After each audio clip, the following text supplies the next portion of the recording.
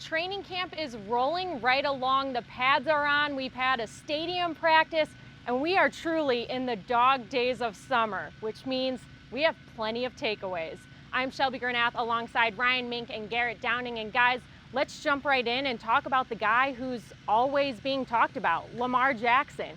No new contract yet, but he showed up to camp, had clearly put the work in the offseason, and it's really been business as usual for number 8. How has he looked so far? I think Lamar's looked excellent. I mean, just when you look at this team, obviously the conversation always starts with Lamar Jackson. That is certainly the case this summer for training camp. And when I watch him on the field, there's always so much talk about what's going to happen with the contract and all that.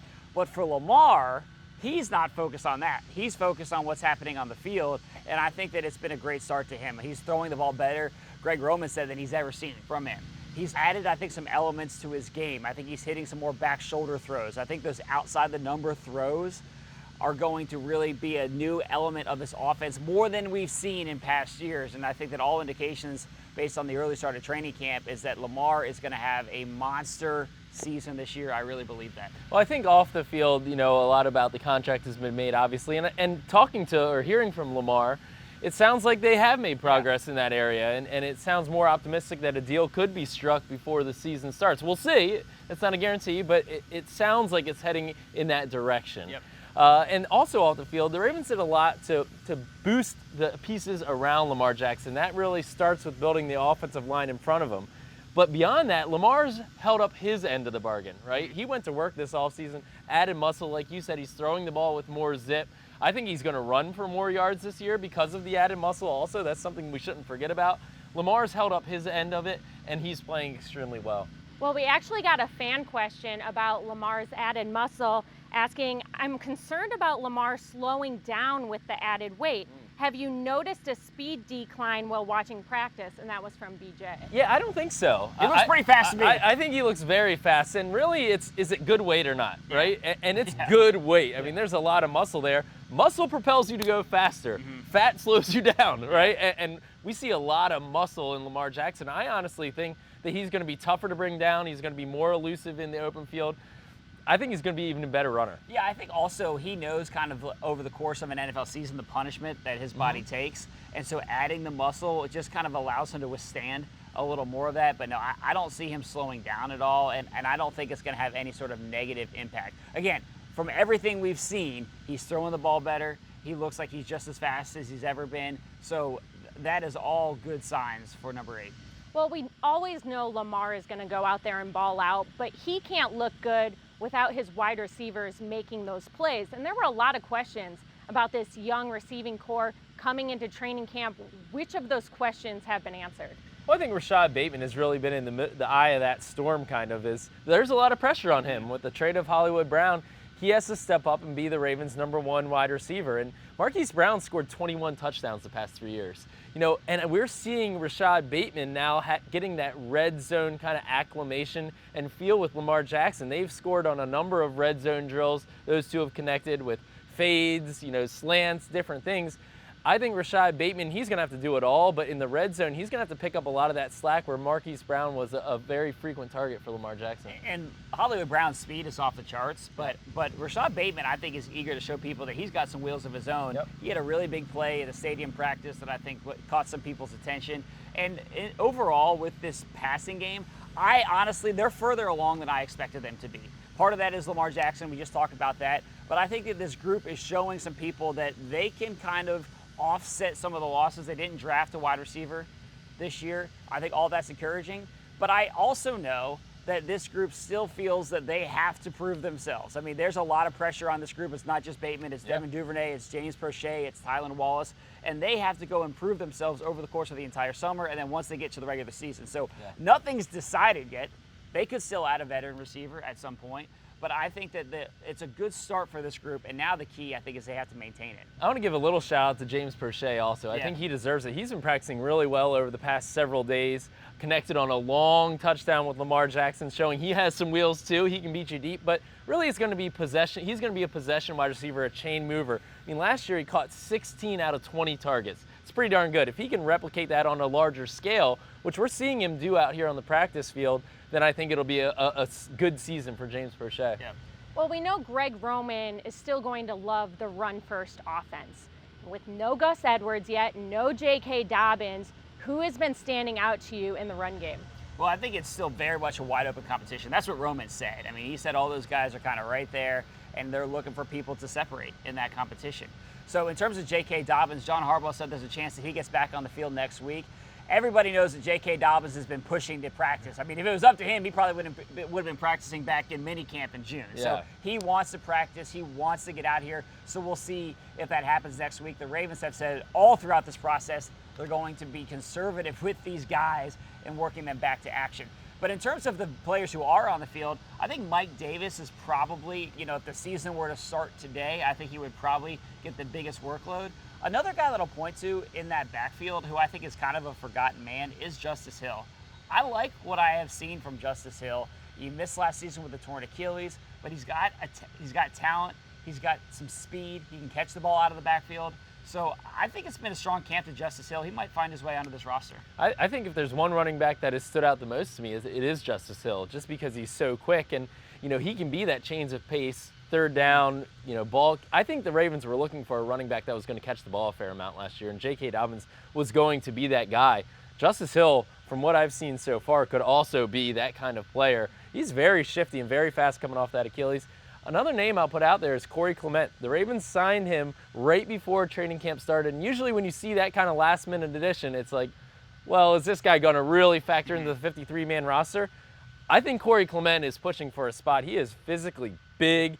I've been impressed with what I've seen so far from him. Well, Harbaugh said they got a secret handshake already. I'm a That's little true. jealous about that. Yeah, that's true. Goals, right? Yeah, exactly. So if you got the secret handshake with the head coach, that probably helps your case for 53.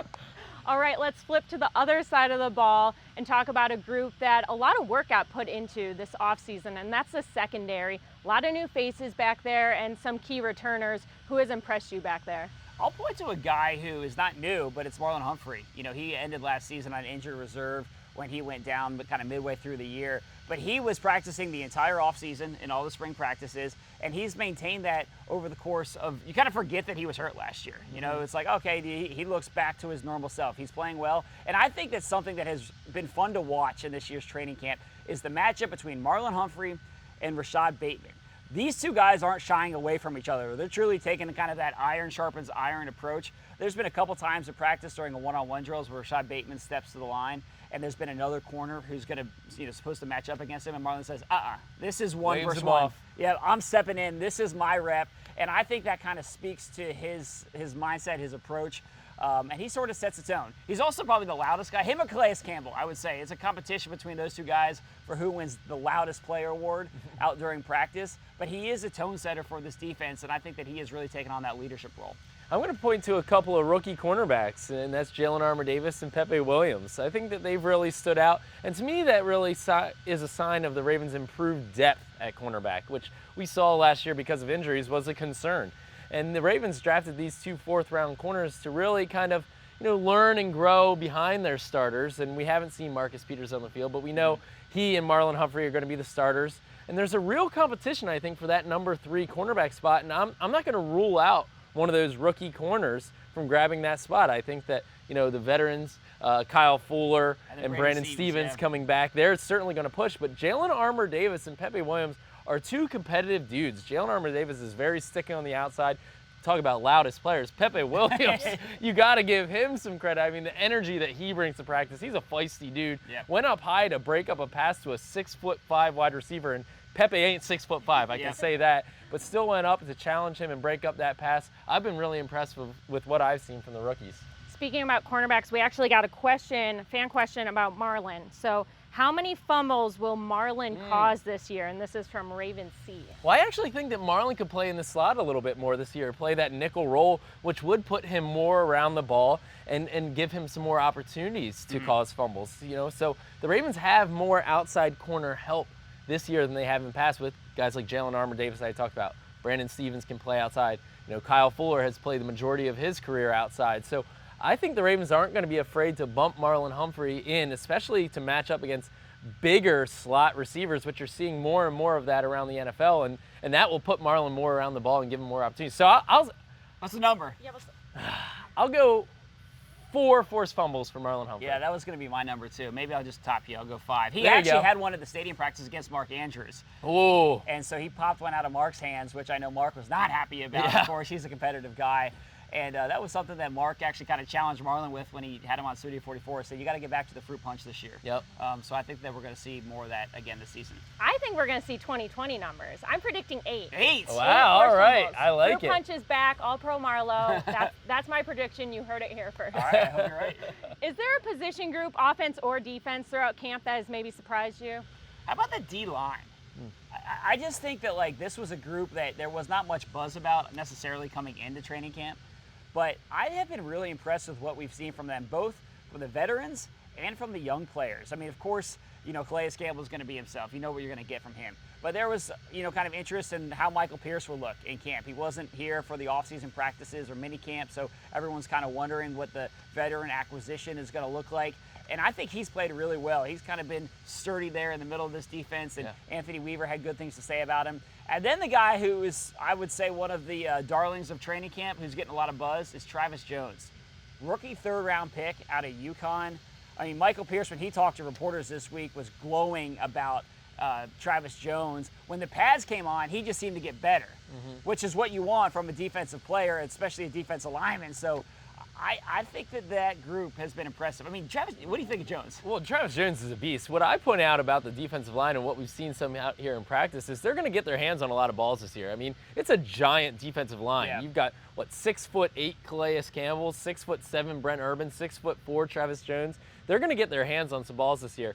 One position group I'll talk about really quickly is the tight ends. And I think that what stood out to me about them is, A, you have Mark Andrews, who's in, Greg Roman said he's in the best shape of his life. He just looks yoked up. Now, something I've never heard about myself.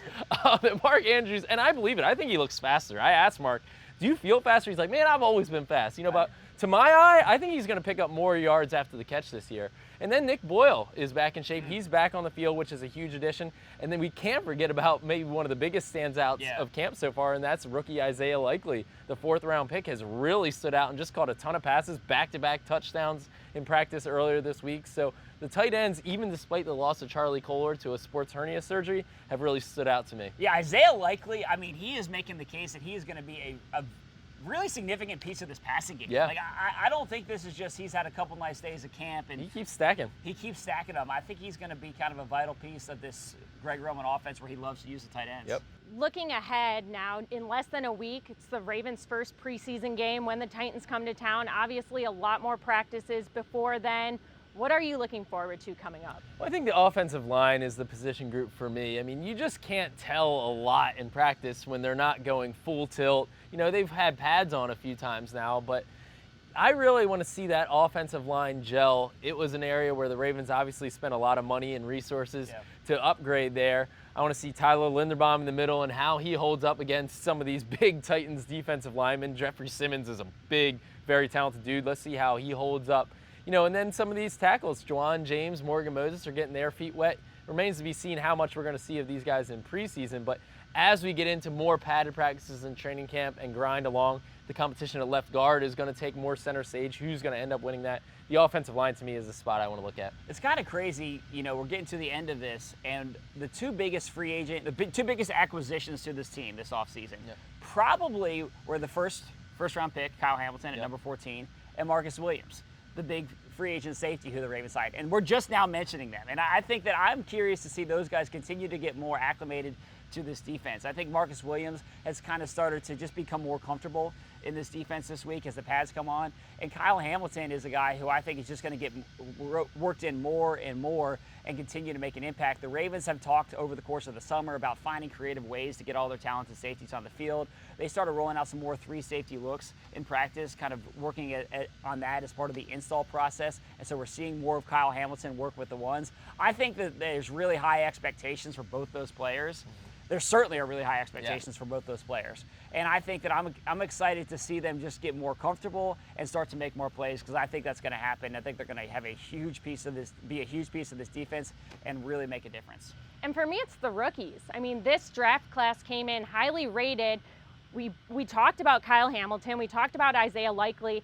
all these rookies are really making some flashy plays that kind of show what they're capable of. So once they start learning the scheme and the playbook more, building the chemistry with the vets, I think this group is going to be a lot of fun to watch, especially next week in the first preseason game. Yeah, for sure. all signs are positive. Early indications are very strong in this rookie class. Fans, it's a busy time of year for all of us, so whether you're looking for more training camp highlights or you want to listen to a podcast or read an article, you can find all of that and much more on BaltimoreRavens.com. Thanks so much for watching, and we'll see you next time.